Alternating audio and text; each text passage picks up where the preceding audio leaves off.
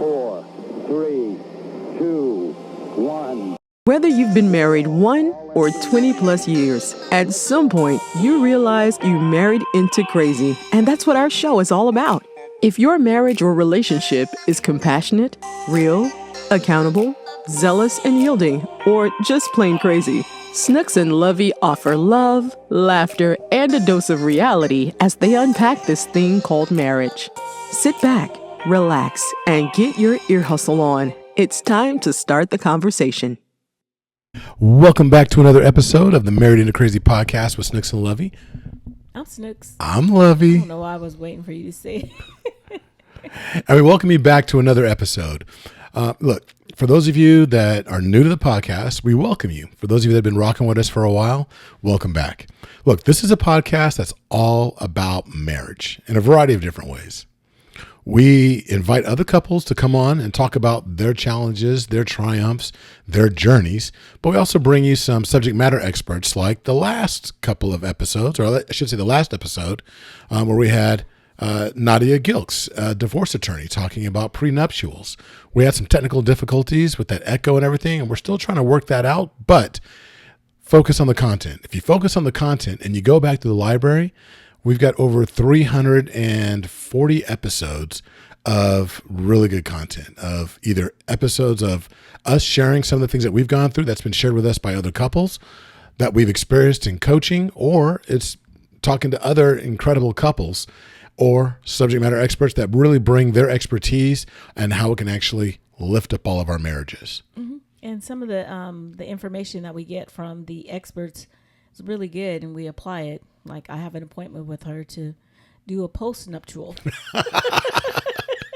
Oh, okay. Yeah, me too. I got an appointment too with the sex therapist that we've been talking to. So it runs the full gamut, folks. So this is the right place. And if you would do us a huge favor, go over to marriedintocrazy.com and look at all the different ways that we pour into marriages across the world. As well as take a look at wherever you're listening to us or watching us. Be sure to hit that like button, subscribe. It sounds so passe. It's like so old school to say that, but we really do want you to subscribe and share however you're listening or watching us right now. Mm-hmm. If there's a couple that you know what, they would enjoy this. There's a blend of humor as well as some information. You know, it doesn't mean that their marriage is in trouble. It just means that, you know what, this might be something interesting to listen to, maybe giving some food for thought. So make sure you share it. Yep. Like I used to say, tell your mama, tell your cousin, tell your auntie. She used to hate it when I did that. He was trying to rap or sing or something. I don't know. Anyway, so we just celebrated. We were coming off of Easter or Resurrection Sunday. Yep. A couple days ago, and we had a really, really great time having family over. It's been a minute, I feel like, since we've had all the usual suspects in the house. We're talking about little crumb snatchers running around, jumping in the pool. The weather really cooperated. Mm-hmm. And so we had a bunch of little ones running around, swimming, all the cousins, our extended family, just a lot of great times, you know. And the older aunties tell you what to do in your own house. But okay. There's that part. Different topic. Anyway. And then you got the middlings, right? You got the young kids that we grown, but not so grown. Yeah, but they baby adulting. Yeah, they still want our pockets. Got a hand in the pocket, yes. But they don't want to listen. They were kind of floating around the house as well. No, it was a great time. Yeah. But we had to remind people from time to time about what that Sunday was about. It wasn't just about the family gathering, though that's always great. It was about Resurrection Sunday, mm-hmm. and recognizing that Christ died on the cross for our sins. And we're able, if you've ever been confused about our particular religious faith, I mean, we you shouldn't be if you've been listening, but we're definitely Christians, and we make no apologies about it. We love the Lord, and the Lord definitely loves us. He's been showing us favor from the time that, if you know our story, from the time that even before my life was spared, when I had a knife go all the way through my heart and I had to have 2 open heart surgeries in order to move beyond the time that Snooks was attacked. And then the Lord saw fit to see us through that. But then 4 years later, somebody asked for a divorce. Ooh, somebody. What? Yeah, and we needed a resurrection in our marriage. Yeah, we did. Yeah. And it was very real. And thank goodness we got through it. And we thought there's so many parallels between Resurrection Sunday, not just the Sunday, but that whole period, that 3-day period, and the resurrection that a lot of our marriages actually need as well. So we want to kind of go over that with you today. Yeah. So, one thing, I mean, if we're talking about, there, of course, there's different parts of what happened on Resurrect from Good Friday to Easter morning.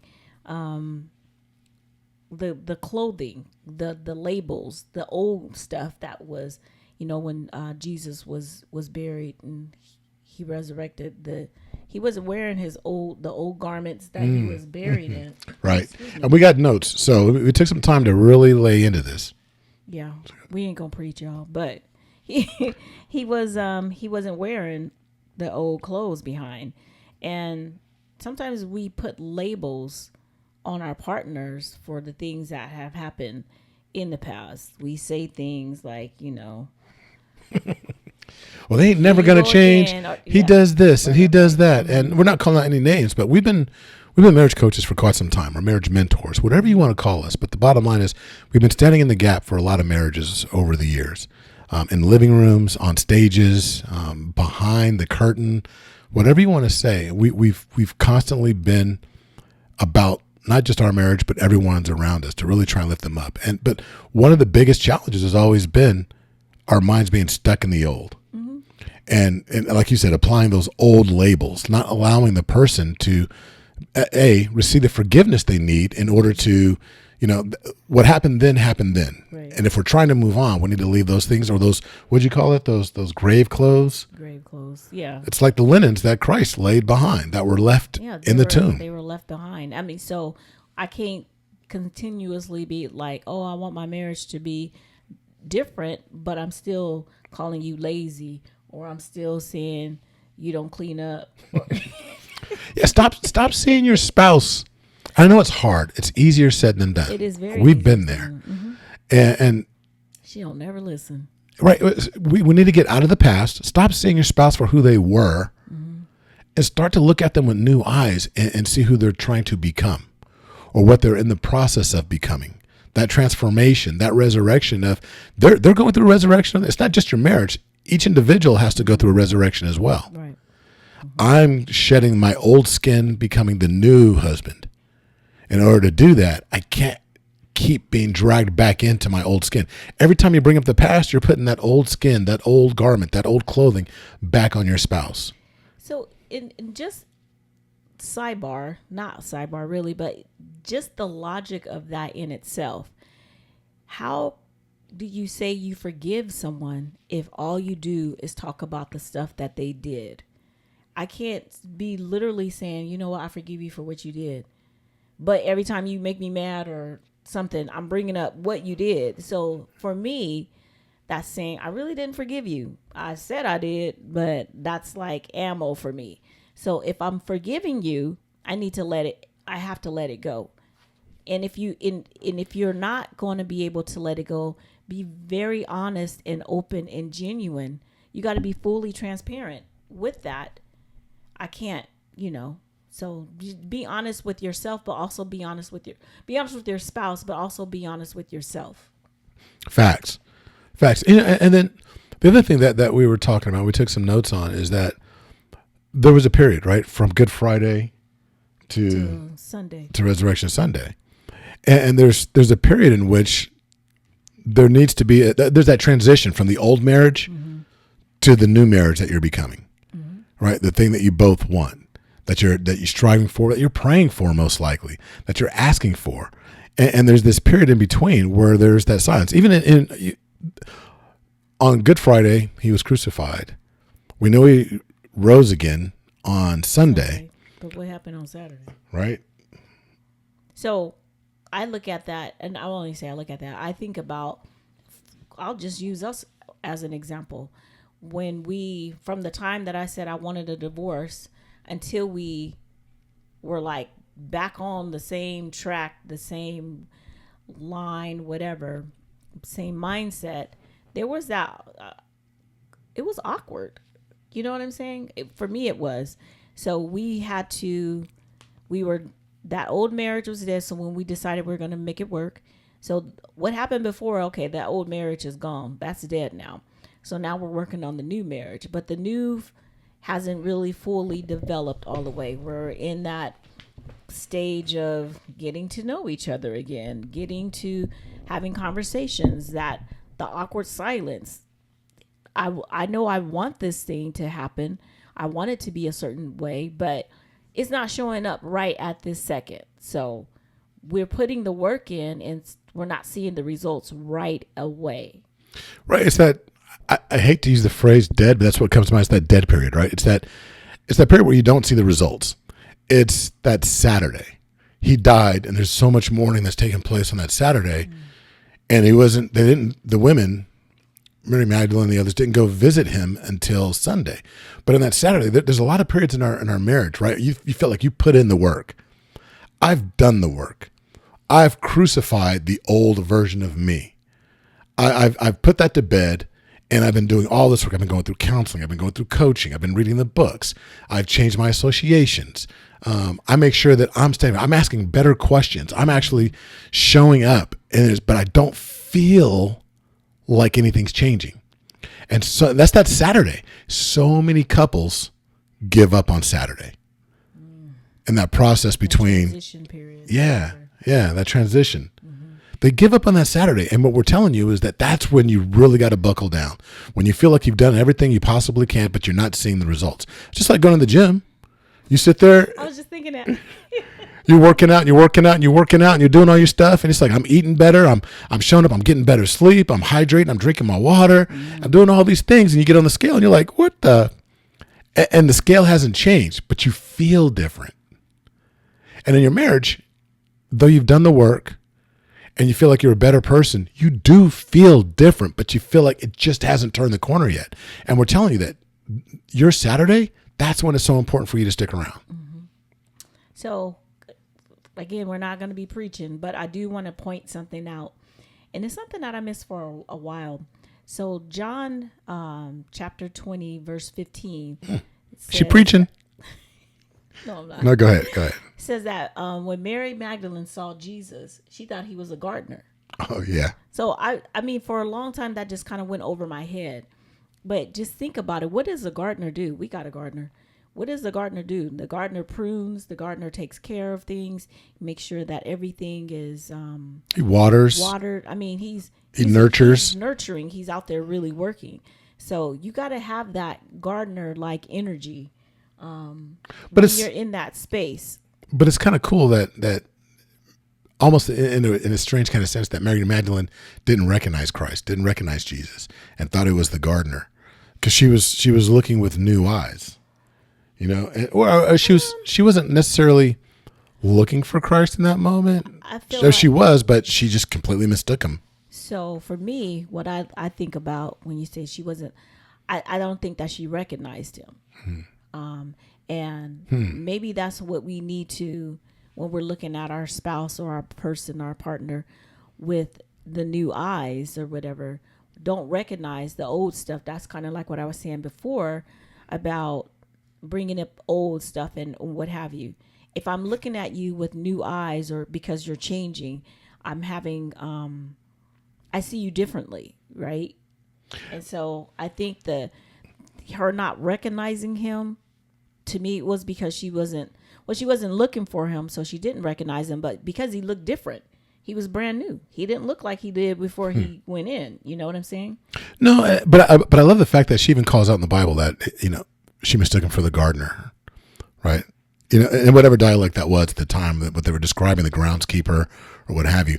But it's kind of cool to me that a gardener's role, you were talking about the watering, the nurturing, all that. But another role for the gardener is to ensure that the weeds that are there don't choke out.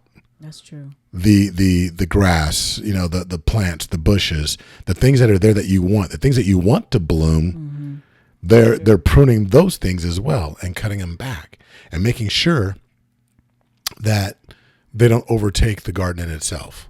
That's true. Shout out to Ryan, our gardener. Big shout out to Mr. Ryan Gaines. Right. But I think that's important because there's so many things from our past that could have a tendency to choke us out our present, right? If we don't give that forgiveness, if we don't continue to move forward, take that step and recognize that even though you're putting in all the work, The moment you stop putting in that work because you feel like it may not be working as of yet, you're giving an opportunity for a weed to come in and then overtake the garden. And that weed is something that it takes time, and you have to be diligent about going in and getting it at its root. Right. And a lot of times for us, and I'm just going to be honest with you, if your marriage is still having challenges and you're having difficulty, if you're truly in your faith, then the root of your marriage needs to be really solidified in Christ. It needs to be solidified in your relationship with God. Not the going to church and the tithing. Those are great things.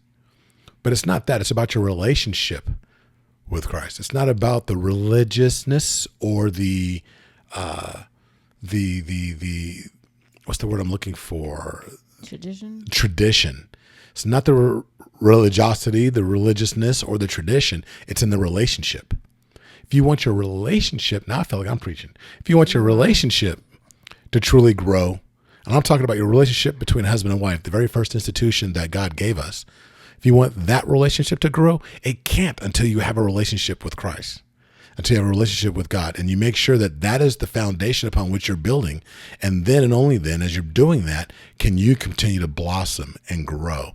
So if you feel like you're stuck in that Saturday, you're putting in the work, you might be putting in the work, but how much are you leaning on God? How much are you leaning on Christ? How often are the two of you going before God and asking for that re-blessing? We asked for it the day that we said, I do. But how often are you revisiting God and saying, Lord, can you now bless our marriage? This version of our marriage, this stage of our marriage, this season of our marriage, can you bless us again? That just made me think of something. It's so funny because what you just said about we do this before God. Minister has the Bible open, typically, whatever, saying the vows and everything. We're okay with going before God to get married, but we have a problem including God in our marriage. Bars. I mean, it just not just dawned on me, but it just came in my head. Like, why is that? You're welcome. Why am I? Wow. Okay. That's what I'm here for. I'm here to make you better. You're here all night. I'm here to inspire you, babe. Okay. Let's go, Snooks. That's funny.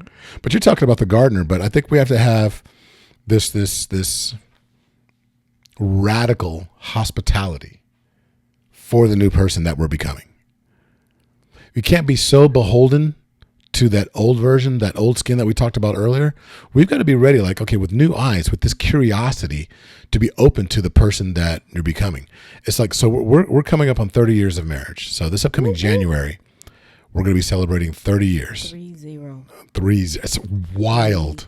0. So wild to really be at this point in our lives where we've been together longer than we've been apart. Wow. But in doing that, I'm still very curious about, or at least I've learned, I'm not going to say it's like this thing that I just do. I've learned over time to be curious about who she is. Not who she was, but who she is and who she's becoming. There's this new season developing. She's doing things. She's doing this mentorship with another women's group, and focusing on young girls. I'm really interested in seeing how she's doing that. She's the most educated person in our household. She's got her master's in social work, and it's like through that education process, there was a becoming, and I'm really interested in who that person is. And I think that as I do things as well, that there's a curiosity there, but we're super excited. And we have this radical hospitality for this person that we're becoming, and we give each other that space to do that. And the world had to have this radical hospitality, though sometimes it was animosity and adversity.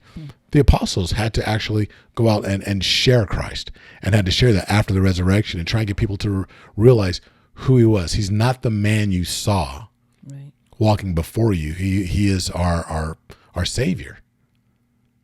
He is the risen King. And in that transformation, people had to open their hearts and have a radical hospitality for who Christ always was, but in all actuality became, fulfilling the prophecy.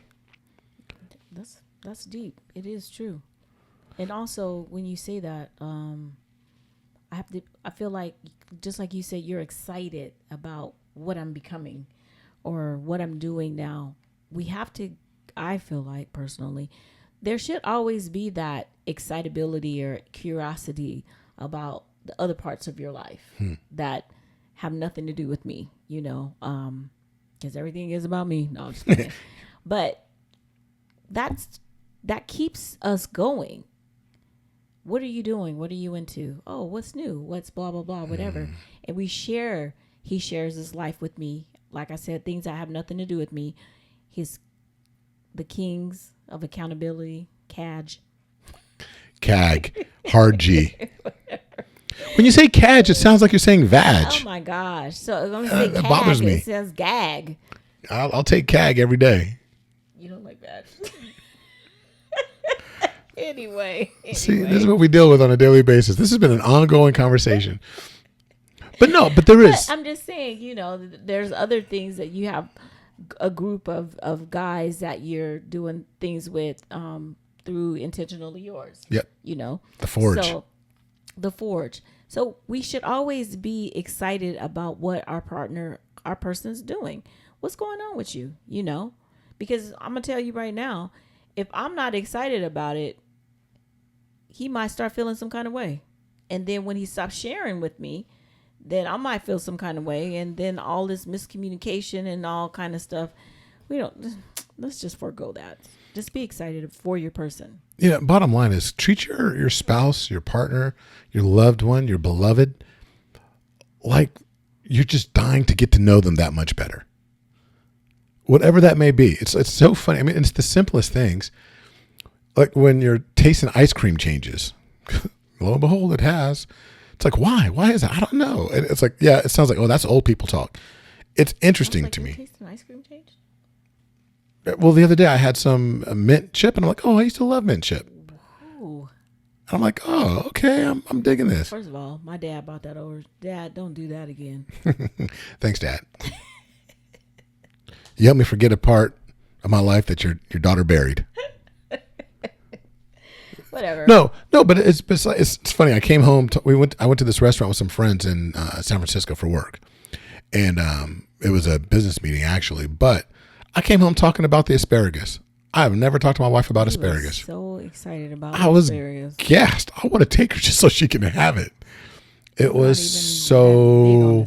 I'm not either, but it was bomb. It was so good. Anyway, you digress. I do digress. That's it. No. No, I mean that's it for that. Yes, that's it. Asparagus just killed the conversation. Go ahead. No, but then the last thing though is like it's about wanting to come together and share these intimate moments, share these things that we're discovering about each other, and it doesn't have to be these grandiose conversations like we're going to have the State of the Union meeting, which are important. Those the check-ins and having the big meetings, those are important. But it doesn't have to be that big. What does he always says? ET, it's like it's not that deep. It ain't that deep, right? And it's one of those things where we just want to say, a simple meal, sharing a conversation over a simple meal. It could be breakfast, but it doesn't have to be the big anniversary or the birthday or whatever. It's the stringing together, showing up for the 10, 15-minute breakfast. It's kind of like I look at it like how do you eat an elephant or something like one that? One bite at a time.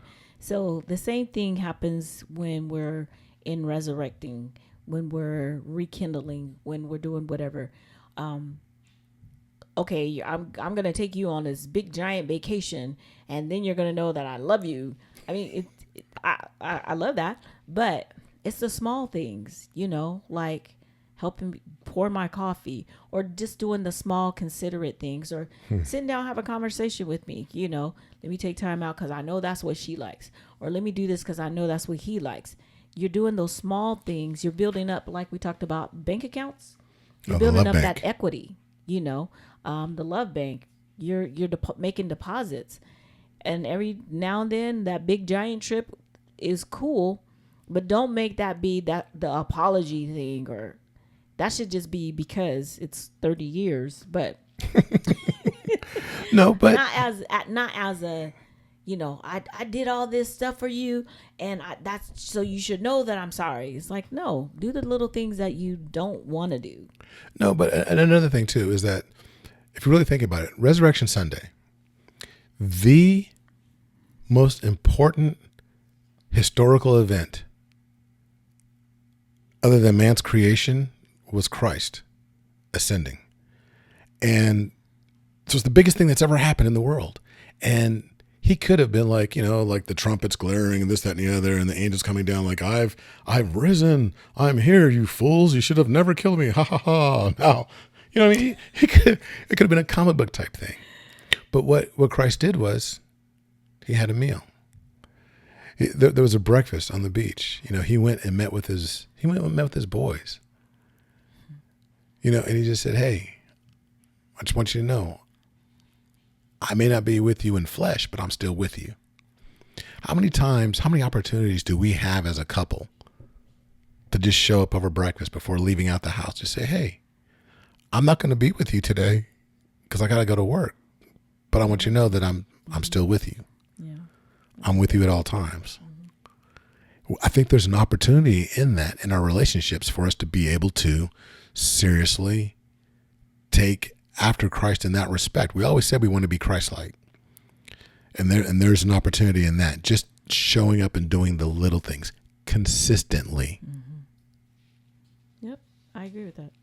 So I think, this is something that we thought was apropos for the time, for us to really talk about resurrecting. So listen, for those of you that are out there and you've enjoyed this conversation, and if at the very minimum, if it's got you thinking about the parallels between your relationship and your marriage and the need for resurrection, not everything, doesn't mean that your marriage is, but if there's an aspect, a nuance of your marriage that you feel like, that needs to be resurrected, and this conversation assisted you or at least sparked you in that, share it with a friend, someone else. It's like, this conversation got me thinking about a few things. I really dig this couple, so you should check out their podcast. Yeah. Share this episode with them. You should really dig us. You should really dig us. Because that's just what I do. I talk in the vernacular of the old. Because my wife is older than me, and I have to speak her language from time to time. Speaking of, somebody's got a birthday coming up. On Thursday. Yep. She gonna be my old lady, my cougar. I can't wait. Listen, he cannot wait for my birthday. Every year, he cannot wait for my birthday. And it's not because, oh, babe, we want to celebrate you. It's so that he can say that I am a cougar. She is. Because I'm older than him. She is. She's a cougar. I can't keep up with her. Should be out there. Should be doing the Eartha Kitt. Wow. Do the Eartha Kitt thing. I don't know how to do that. Or whatever it is she does. Anyway. Hey, y'all. Look, we enjoy coming together with you and just having a conversation. We love, love, love marriage. Mm-hmm. We love our marriage, and we love the opportunity that you give us to actually pour into yours. Mm-hmm. So again, go over to marriedintocrazy.com. Make sure you follow us on all the socials. But I'm going to be honest with you. I don't be checking in. I've made a commitment that I'm going to be more present in my house and in my family than I am going to be online. So we may not get back to all the DMs and all that, but still follow us because the content is going to be there. We're going to be sharing with you, and we want this to get out there. But I'm not going to be super active anymore. I'm not going to answer all the things. I do check in, and we do have a team that will check it, and as needed, we will respond. But it's really about being present in this life, because when it's all said and done, God's going to say, hey, I entrusted this young woman to you, even though she's older than you. Oh, I like that young. No. And did you spend time with her, or were you online? So anyway, that's a whole other topic for another time. But we just want to say thank you for listening to us. Definitely share, subscribe, like, comment, and until the next time, be blessed. Bye. Bye-bye. Thank you for listening to the Married Into Crazy podcast with Snooks and Lovey. Please like, subscribe to, and review the show wherever you access it, and tell a friend about us. Visit marriedintocrazy.com and see how Snooks and Lovey can bless your marriage directly.